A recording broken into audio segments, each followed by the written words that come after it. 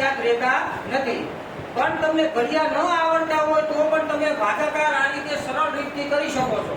અહીંયા જો તમે 852 ભાગ્યા 4, 852 ને તમે તમારે 4 વડે ભાગવાના છે, તો આવી રીતે તમારે 9 ખાના બનાવવાના છે। અહીંયા સંખ્યા લખી છે 8, 5 અને 2, 852।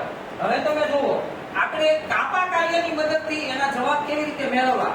તમારે 4 નો ઘડિયો પણ યાદ રાખવાની કે બોલવાની જરૂર નથી, એમને કેવી રીતે જવાબ મળે જુઓ તમે। અહીંયા સર્વપ્રથમ આપણે 8 કાપા કરશું, તો 1, 2, 3, 4, 5, 6, 7 અને 8 કાપા અહીંયા કર્યા।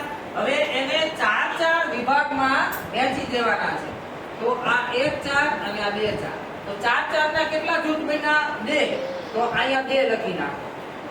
ત્યારબાદ હવે તમારે અહીંયા 5 કાપા કરવાના છે, જો 1 2 3 4 અને 5, એને પણ તમારે 4 ના જૂથમાં વહેંચી દેવાના છે। શું કામ 4 ના જૂથમાં? કારણ કે 852 ને તમારે 4 વડે ભાગાકાર કરવાનો છે, તો 4 ના જૂથે કેટલા બને છે? તો 1 જૂથ બને છે, તો અહીંયા 1 લખી નાખો। અને આ 1 છે વધે છે, એને તમારે આ 2 ની બાજુમાં અહીંયા ડાબી બાજુ લખી નાખવાનો છે, અને અહીંયા 12 થયા।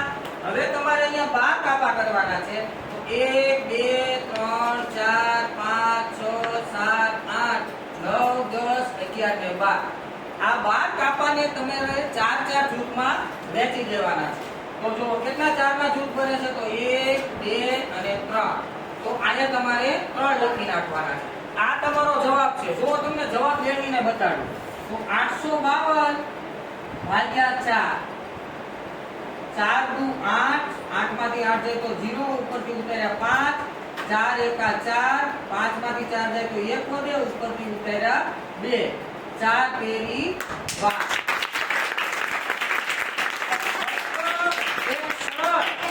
કાપા કાર્યની મદદથી તમે ભાગાકારનો સરળતાથી ઉકેલ મેળવી શકો છો।